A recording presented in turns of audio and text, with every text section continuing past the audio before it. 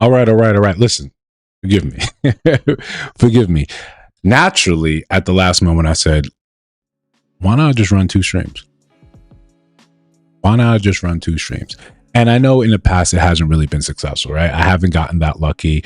The internet has not been that kind to me in that regard, but you know, we do this so we can test, so we can push, so we can try new things. That's sort of, you know, the reason why we even, you know, created this channel. If not to just try things, if not to just push the envelope and say, oh yeah, that didn't work out so well, but we can do better. I think that's always should be the name of the game. So here we are, trying. But I thought, just in terms of the format of what we're going to be talking about today, it would be, it'd actually be pretty well served if we could do it with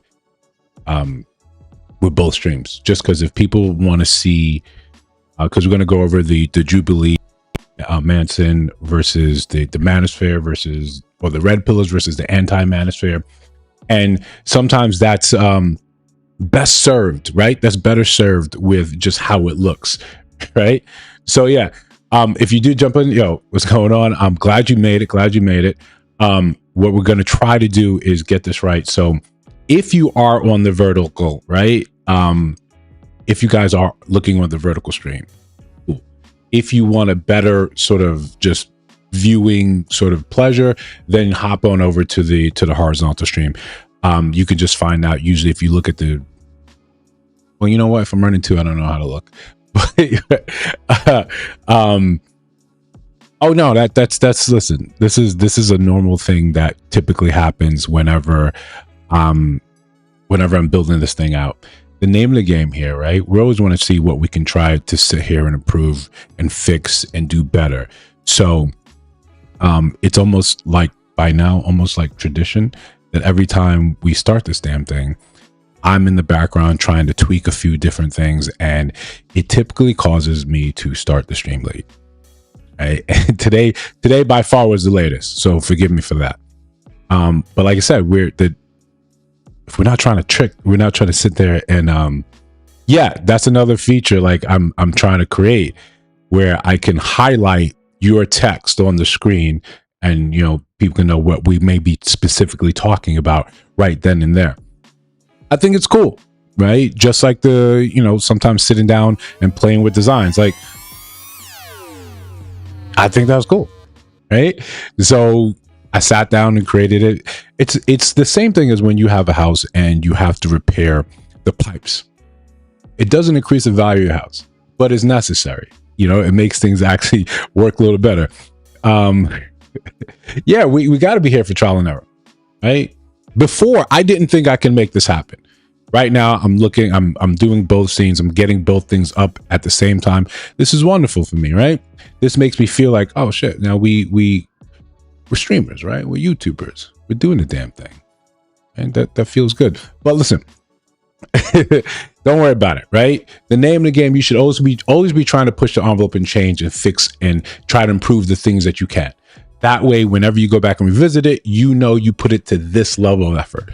That's it, right? yeah. So you know what I mean? Take the time to make little instrumental changes so you know that's the new standard. That's all we're about. Set the standard, set the standard, set the standard. So even when you feel lazy, when you get to the point again where you feel lazy, your standard is already high. When people will look at you and say you're lazy, but look what all you accomplished today. My lazy days, I get a lot done by 7 o'clock. You know, man, I appreciate that. You see, this is what we use it for. We highlight, right? This is a great highlight, right? And then when we hit the, hey, this is a great use for it. So the point is, right, what we're supposed to do here, and if you guys are new here, you should basically sub in, like our new friend just did, right? This is what the YouTubers, this is the creators we're here for. What we like to do, what we're talking about today is just about, okay, Mark Manson. And if you guys don't know who he is, he's an author, right? He's a New York Times best-selling author for whatever it means to you. Because just a little insider, getting on the New York Times bestseller, that's more like a commercial, like an industry sort of move. It's not just you wrote a book and somehow it resonated with millions of people and they simply sold it. No, publishers push that sort of thing. you can see like everyone that goes on Oprah ends up being a bestseller. How? Right? Like, how? So, but the point is, so he's there, and he wrote this book called one of the books that he wrote that I read, The Subtle Art of Not Giving a Fuck. It was a humorous read, right? And it's some really good points in there. But what he's there to do is talk about how the manosphere is toxic, is negative. And then you have some people that consider themselves red pillars or from the manosphere, and then they're going to sort of like in a Jubilee style fight or debate his point of view of what he has to say. So what we want to do today, we want to sit here and try to look and say and be able to point out when you think someone is wrong, when you think someone is off base. You're not necessarily saying we're going to go and say, yo, Mark, you're completely off base, or one of these other people, you're completely correct. We want to be able to, like anything we ever talk about here, we're concerned with nuance. We're concerned with the ability to call out stuff when it does not make sense. When it's bad for you, you should be able to say, hey, that doesn't work. Right? Even if you're a diehard Republican and some Republicans do something stupid, you should be able to say, that's stupid. Same thing with Democrats. They do something, you should be able to say, hey, that's actually stupid. So what we're going to do, we're going to get into the, don't worry about it. We got the video, right? It's part of the reason I was late. Part of the reason I was late, it was trying to get everything like that up to speed. But like I said, I'm trying to run both these concurrently, back to back. So I want to check up on the streams as we go. But besides that, right? Besides that, typically we think that when you run two streams, the vertical is supposed to get more interaction. Newly Red Pill and I don't hear me. Right. This is then you've got a great place here. Listen, I think part of the red pill process is you take it and you start to question a lot of your long held beliefs, the way you thought. And it's not just about women. It's just about how society says when you're not in control of your own life and your own thinking, if you can go to basketball court, yeah. Yo, listen, man, do your thing. Enjoy that. So when you're not in control of your life, what ends up happening is you just go by default. And society says your default is this. Do these things, work for 20, 30 years, and then die. Right? That's the default. Society says, become a cognitive machine. I would love if you become an entrepreneur. I would love if you would advance society forward. But if you don't, if you're not thinking about yourself for yourself, I will tell you what to think. Part of that program told us to take women and pedestalize them, that they don't do any wrong. Hell, they're not horny, they don't fart, right? They never make a mistake. We grew up thinking like that. This is why we used to yearn. We used to yearn for this angelic, perfect thing. But in reality, you're human. And when we pedestalize you, we do you the disservice of not allowing you to be a person. You don't get to think, you don't get to feel, you don't get to make mistakes, you don't get to cry, you don't get to do anything. You're supposed to just be this typified image for us, and then we just move with that. We don't need to hear anything else. We don't care about anything else. All we care about is you still being that ever-present muse that shouldn't be changed, that shouldn't be touched, that shouldn't, nothing else. Who needs to be that? Who needs that type of pressure on someone? Man or woman, who needs that? That type of pressure is unfair. Give her the agency to make mistakes. Give her the agency to be human. Therefore, we can treat you as human. You're self-serving just like we are, right? You cheat, you steal, you lie. You do the same things we do. Instead of us turning a blind eye to it, we can just say, oh, I expected you to move in your self-interest as humans do.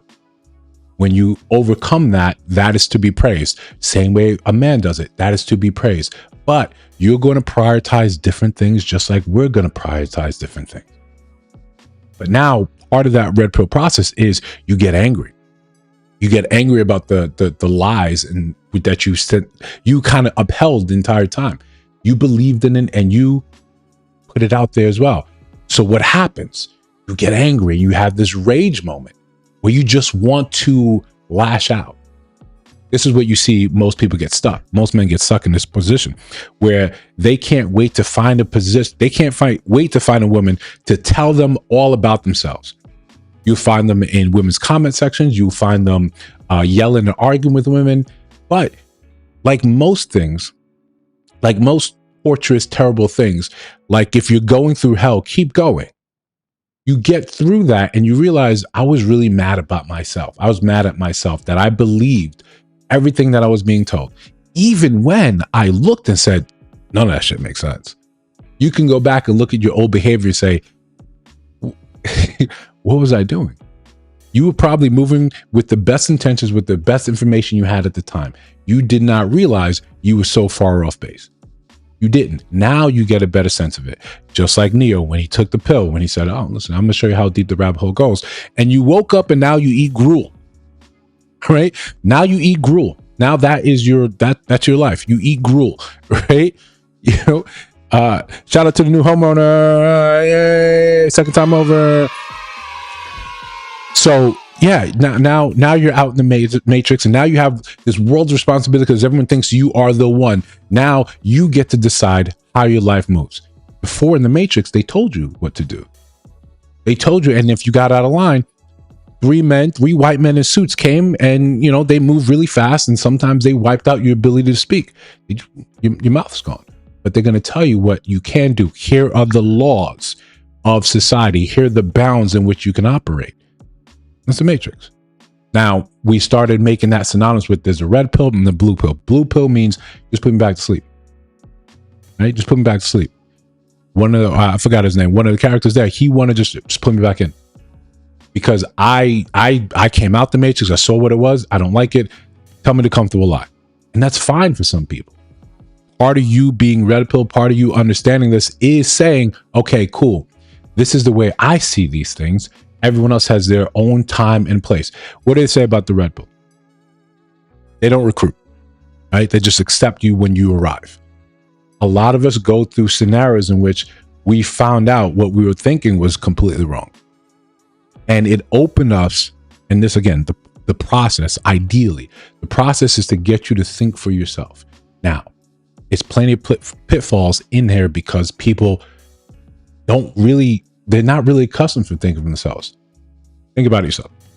You grew up, your parents told you what to think. Your church told you what to think. Your parents took you to church so they could tell you what to think. They chose a school for you, or the public school that had a certain leaning. You were Democrat because your parents were Democrat. You were Republican because your parents were Republican. You held these beliefs because someone else first introduced it to it. You're Christian because they were Christian. You're Muslim because you grew up there. You're Muslim. You didn't ever say, like, what is the first thought that you had for yourself? They said, let me decide. You like chicken, Brussels sprouts, fish, whatever is what they fed you. Sometimes they fed you too much and you said, I don't like this, right? You had an adverse reaction. Okay, that's your body making a decision saying, no, not this. Despite what you said, I don't like this. It's not good for me. We don't really have times or instances in our life where we make the decisions. We simply exist, and then things happen and we're like, okay, I guess that's what it is. I guess that's what is happening now. The reality is, when you take that red pill, or once you come adjacent to a lot of the things or the ideals that you see in the manosphere, you start saying, okay, it's time for me to make my own decisions. Part of making those decisions is say, who am I going to consume, right? Not in a sexual way. You can go in these spaces and then everyone is loosely attached to the term manosphere or red pillar. Some people can call me red pillar. Some people call me part of manosphere. But when you watch or you peruse my content, you rarely see me, right, calling a woman out of her name. Despite when women come in and say, hey, you're ugly, and she looks nothing close to gorgeous. You let them have that. I have a more reasoned approach where I see there's issues on both sides, and there's a way for us to have these conversations. We want to search for the nuance. The best thing I say from that's probably more akin to like the manager is like, yo, if this is not working for you, walk away. Walk away. You want to talk about body count? We can talk about these things, but the truth is a lot of this comes down to you. The first thing about the red pill is you wake up and decide, how do you want to live your life? Some people wake up and decide, I need a new master. I'm trading out one, but I'm consciously deciding who I want to follow now. Part of the larger issue is the manosphere came to a place where men, this vacuum existed, and nature abhors a vacuum. So the manosphere slid right in and said, cool, great, congratulations, I'm here. You've left a lot of men behind. We saw that, we witnessed that in society in a way to correct the imbalances. Prior to that, we uplifted women, but part of that uplifting, we cut out the knees from men. That's not really uplifting. That's simply rearranging the deck. We call it empowerment, we call it equality, but what it was is something different.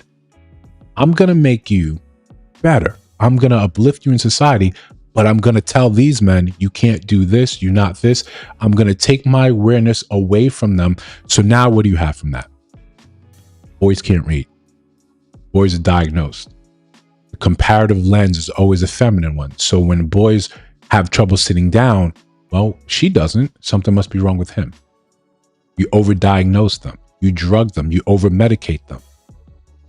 We just do this and we thought this is what it was supposed to be because our focus is elsewhere. It's like we're trying to learn how to juggle. We're trying to learn how to actually make things happen at the same time. And we didn't realize we're pretty bad at juggling, right? We're pretty bad at juggling. What's going on from the Philippines? That's on my list. That's on my list to travel to. Glad you're here.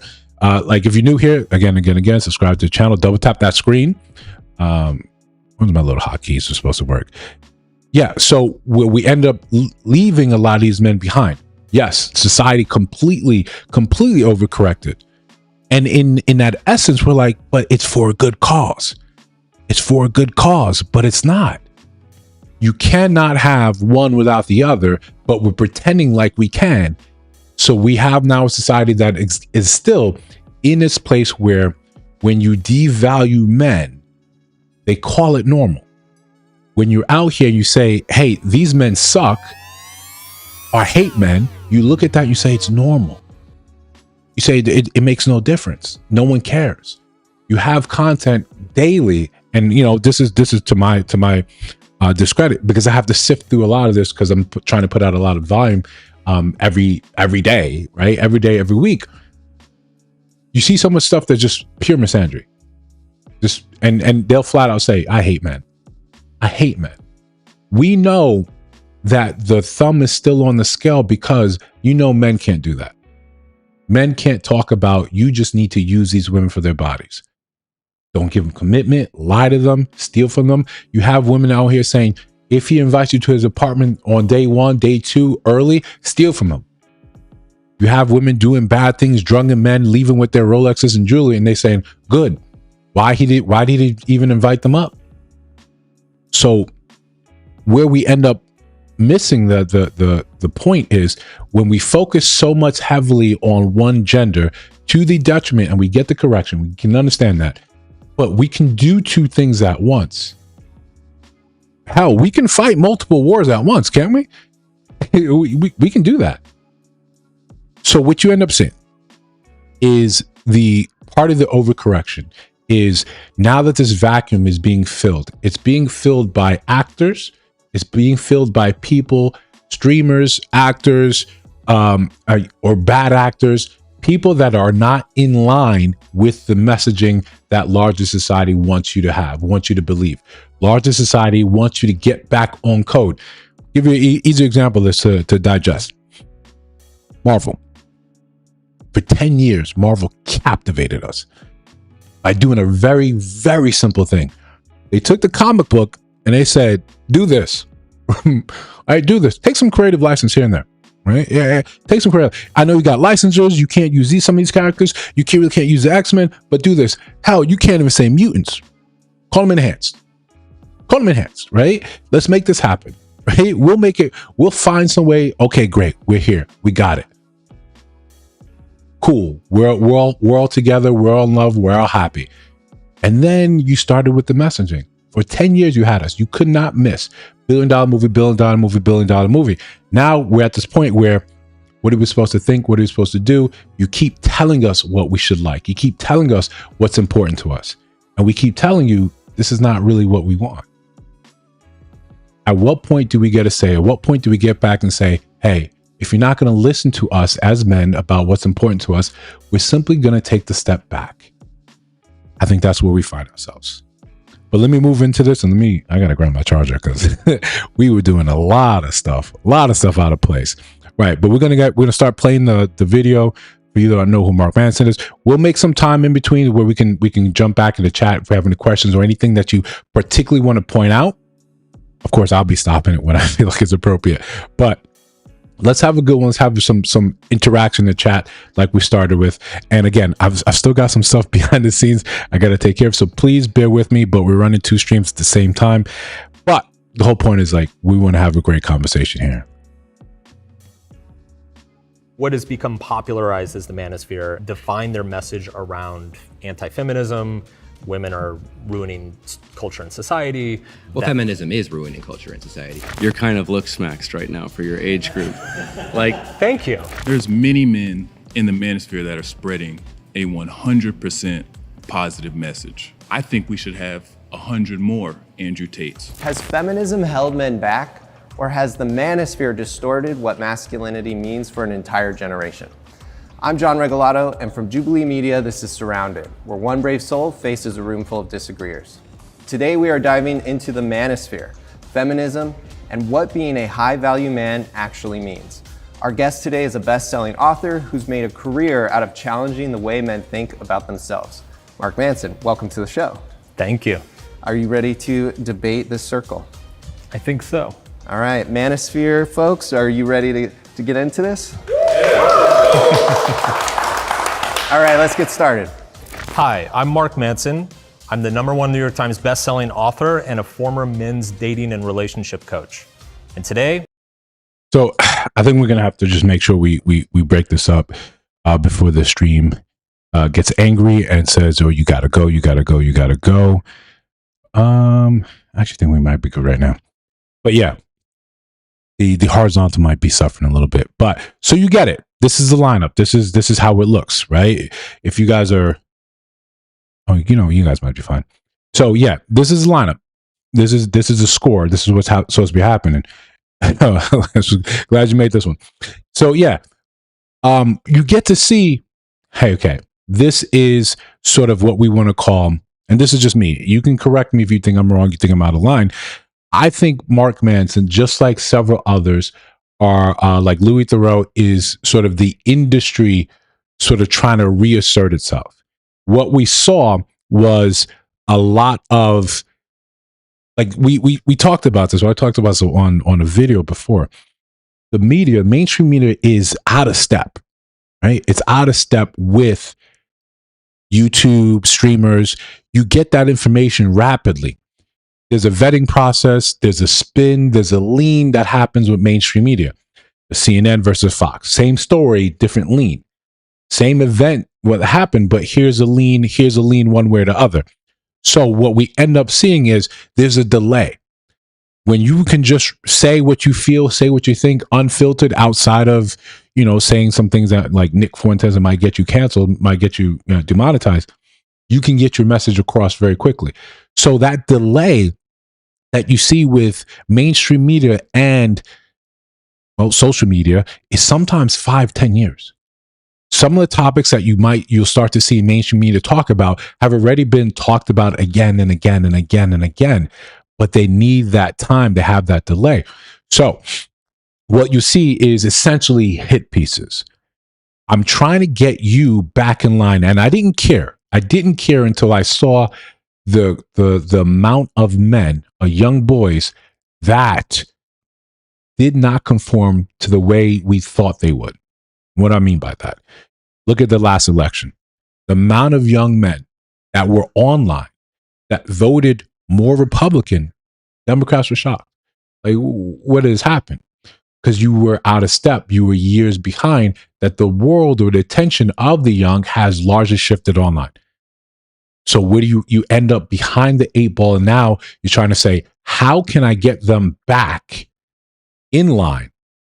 Well, this vacuum was created where you told them they weren't shit. For years, especially on the Democratic side, you say, hey, these guys ain't shit. You toxic masculinity. You, as a boy, as a young man, or as a man, were told you were bad without ever having a conversation with you. So eventually, over time, what ends up happening? Yeah, they're still trying to catch up. The the vacuum has been filled. So now you want to come up and unseat that vacuum. You want to try to scoop it out and say, no, listen to us again. The problem is you never gave them an alternative. You never told them, if you listen to us, this is what I can do for you. This is where I can take things for you. This is how I can help you. You're struggling here. You're struggling here. This is what I can do for you. You just said them that you like, bad. Now you did this at a point, at a place where you no longer had any real clout or credibility with the people that left. The people that decided I'm going to go somewhere else and think for myself or find some other altar to kneel at, they left because what you were telling them was not working. You telling young men what to do, pedestalize women, buy this house, work this job, die, retire, then die. Call it a good life. We call your years after retirement, we call them the golden years. What do you mean? I want to go to Greece. I want to walk the Acropolis. I can't. My knee has been bad for 20 years. I've had to fuse my back because I had a job at a factory. But this is the time. These are the golden years I can enjoy my life. I can barely get up. I wheeze when I get out of a chair. My life, it hurts to live, but this is what I traded for. I gave you 40 years of labor. Now you have younger people saying, hey, I don't want that. I don't want that. I want to try these things. I want to do these things instead. It's the same thing you said, hey, this is how it's supposed to work with relationships. And they said, cool, great. That doesn't work. Tried it, right? I wrote the poetry. She laughed in my face. What happened? You said this was going to work. You said this was the key. Nah, it's not. It doesn't work at all. You said if I did this and I did this and I said this and I stayed up here. No, I'm in the friend zone. Consistently. Yo, just be brave. She laughed at me. Now she made a TikTok about me. Now I'm a 5-part story time of why I had the audacity to ask her out. We can get deeper. We get more serious. You guys, you did the thing. You got married. Then you got divorced. You took half. 2 of your kids that weren't yours. But now, because you didn't find out till year 10, you're still on hook for them.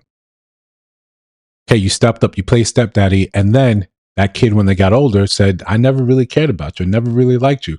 I want my deadbeat daddy who just stepped out of nowhere. And your wife, who you looked at, she said, listen, let's be real. I never really was feeling you. Subscriber Sundays, we just talked about that. We showcased a video just like that. These are real instances that are happening. The difference where we got saved, where we had this sudden epiphany, is the internet came and said, hey, you know that story you used to have in a barbershop, you used to have on a basketball court, you used to have when you just out with your guys? Let's tell it here. He told the story and everyone else said, wait a second. Wait a second. You're miserable in your marriage too? You don't have a say in your marriage too? I thought it was just me. I thought I was just doing something wrong. You get belittled, you get chastised, you get made fun of, your opinions don't count in your marriage? Fuck. So now you have people just saying, let's stop. We're exchanging stories, that's good, let's do that. But let's start thinking for ourselves. And then you saw this vacuum. Then people came in and said, hey, you ever consider this? And then what did they do? They started backing some of these things with statistics.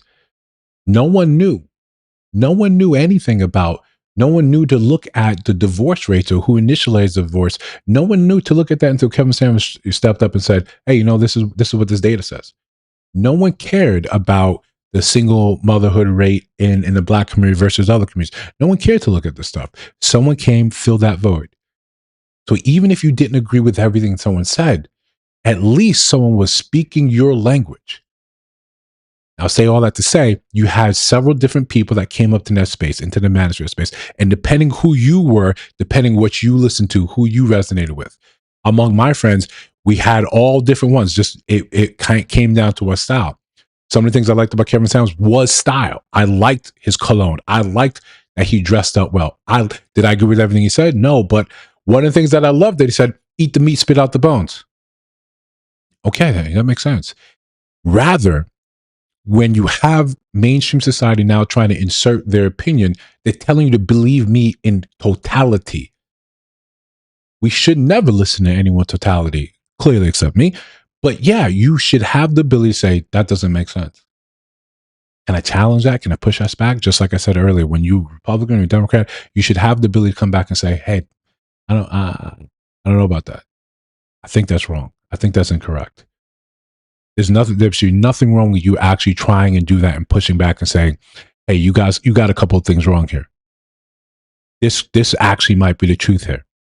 Let's listen. Let's take a look. Like, okay, yeah, no, I get what you're saying. This makes a little sense here. I'm gonna have that. I don't know. It's not what's on the outside. It matters. It's on the inside, and I care about them. Right. You get to be ugly, right? It's on the inside. That's what counts. No, but in reality, you had just this function. You believe what they told you to believe. Your mom told you, baby, it's in here this matter. Like a Disney movie, like a Pixar movie. The power of friendship is going to be the thing that saves the day. The power of friendship is going to be the thing that makes her look at me and say, you know what? You're all right. Right? Let's go to Sadie Hawkins dance. She's going to ask you out. Doesn't happen. You see the movies, the TV shows. The jock always ends up in the beginning. He's a menace, but eventually he learns to respect you as you stand up for the right people. You're going to get a black eye, but by the end of it, you're going to be the hero. They're going to be carrying you on the shoulders. You're going to be Rudy. But in reality, what happens? She goes off the jock. She goes over the jock, right? Yeah. Everyone is beautiful. Everyone is beautiful. Yet the data says, well, she kind of likes this. Yo, be the nice guy. Be there for her. Yeah. Why is she going around that? That dude's not even in the school. He's college age. What is that? There was no explanation for that. You had so many cracks in the theory. We just didn't have an inquisitive mind to turn and look. We didn't have enough people to say, that thing that you're whispering and you're curious about, so am I. So now we find ourselves in this spot where it's too late. The cat is out the bag. And these different ideas and theories are firmly entrenched into these spaces. So now mainstream media comes and said, we got to unglue this. We got to unstick this. So they make the documentary for Netflix with Louis Theroux, who following around HS Tiki Taki, talks to Myron Gates, talks to a couple of people who are notorious for the worst kind of things in the space. And they want to use that to be the hit piece and say, well, Andrew Tate said this. Byron Gaines said this. You ignore that most of what is said in the Red Pill is there's stuff about women, but most of it are like, yo, it sucks. I know. You got to improve. Everything that happened in your life is probably your fault. Right? It's either you got too close, you let her in, and you didn't vet. So she ran amok in your space. True. Cool. What did you learn from that? That you're emotionally affectable. Where do you got to go back? You got to go back to the lab. Improve yourself. To me, that was always the message that came after you. You took the red pill, you swallowed it with water, maybe a glass of milk, depending on your speed. It came down and said, the world does not owe you shit. Self-improve. That's it. That's the way I took it. The world just, I don't care. You got to self-improve. I'm surrounded by the Manosphere.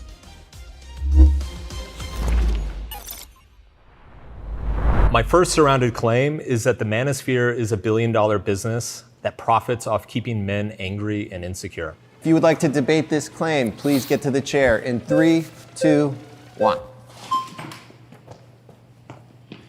Hey, it's good to meet you. What's up, man? Jake. Nice to meet you. So I think it's important to ask first, what do you mean by the Manosphere? I would say it is the subculture of men's dating and life advice that is particularly identifiable by its sexist and traditional beliefs. Yeah, I mean, feels a little bit no true Scotsman-y if you define the category as being sexist. So again, right, and we're gonna have to stop it frequently, just so right, yeah, so we don't end up getting flagged by the old algorithm. Yeah, no. Listen, you don't necessarily feel right. You don't feel angry or insecure, but it's the way you're labeled. You're supposed to feel like this. Those people in those spaces, of course, that's what you mean. mainstream media paints with such a large brush, and it's by design. Again, I don't want to sound like I'm on conspiracy theories here, but you see the same way they talk about just regular issues. Oh, the Democrats say this, or the liberals say this, right? Or yeah, conservatives believe this, conservatives do this. It's you get to the point where it's like we don't allow any nuance. And I get it. You want to talk for most people, you want to talk for everyone, but I'm talking about my own particular life that somehow still mirrors most of these people, yet we don't get to be most of these people with our issues. It's always coming down to, if you believe this, this is what's wrong. And the easiest way we do that is we make it seem as if you can notice anytime we want to vilify someone, we make them akin to like Nazis, Hitler, and then that's it. Of course, everything's bad about you because you believe this, and this is the ultimate bad that we can think of. Therefore, that's where you are. Then from the category moving out from there, we're going to have a problem, because I'm not a sexist. And so if you want to say that, like, if you're in the manosphere, that means you're sexist, or no true member of the manosphere isn't sexist, like, that's not a productive. So how do you define it? I think the manosphere are people who focus heavily on men's issues and are trying to instruct men on how to lead better lives, who are trying to fulfill a role that maybe a father should have or maybe can't because of a variety of societal environments. And they might do that well, they might do that poorly. And I think the discussion is about how well the sort of figures that are gaining popularity are doing that. Right. And maybe some of them might be sexist and some of them might be telling true things. And there's kind of a variety of mixed bags on this. But before I move on, does that seem like a reasonable starting point for what the manosphere is? That would be a broader definition than I would give to it. Well, you defined it as sexist, and so obviously yes. much broader. Right.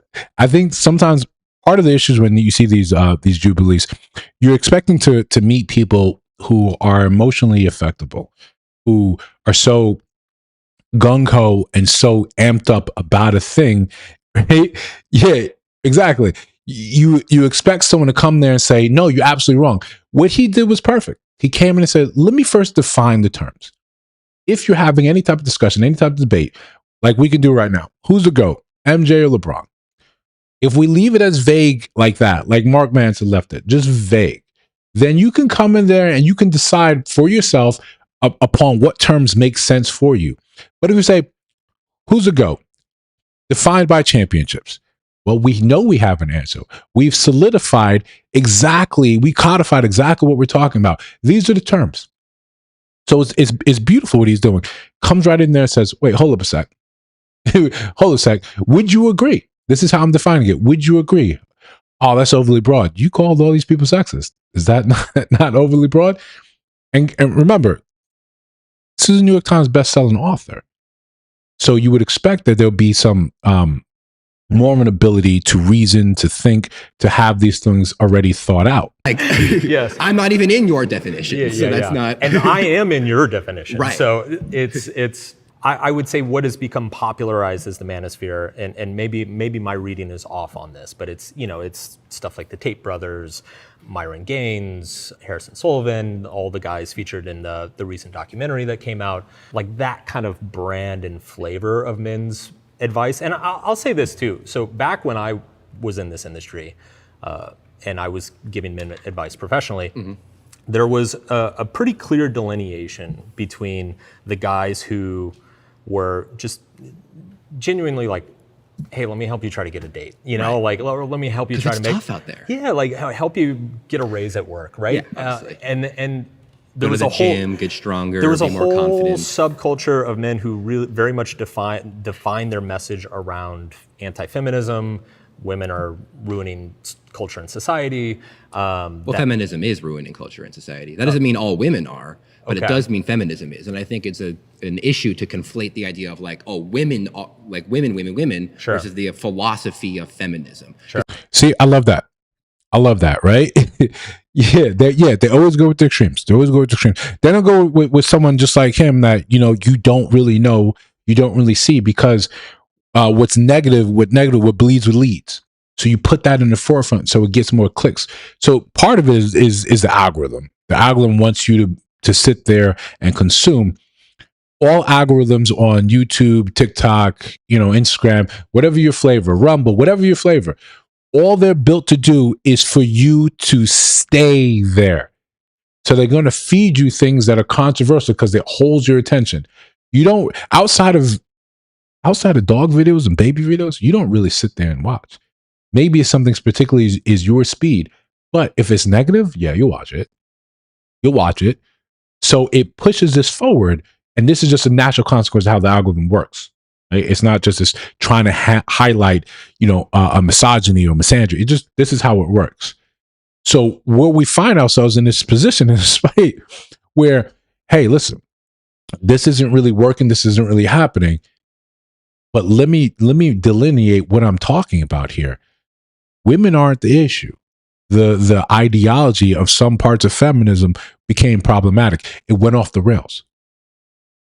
But leaving and saying, well, I'm not saying women are the issue, but look at how they look and define manosphere. They're not talking about manosphere. They're talking about everyone that is under that umbrella.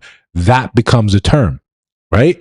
Actually, that sounds pretty good, actually. Yeah. So everyone under that becomes the evil, the great evil. You fly this flag, you by definition are now sexist. But feminism, we look at how we came in and just said, wait, not every one of them.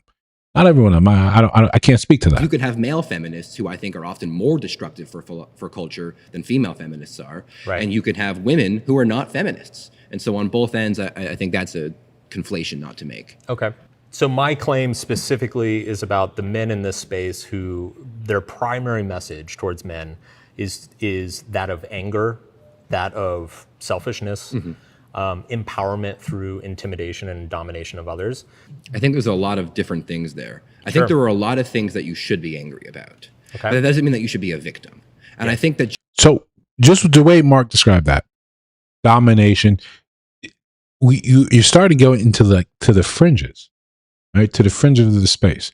And then use that as the wrecking ball to say, you see why this thing is bad, why this thing does not work, why this thing is essentially evil. But in reality, we know different, that we know that every large umbrella, every large group has bad actors, but the bad actors should not spoil the bunch. When you look at policing, you see the worst of it because we highlight that. You look at that and you say, this is what it has to be, right? But you look at, and then now we say, oh, policing is bad. Police are bad. So when you see one, give them an attitude.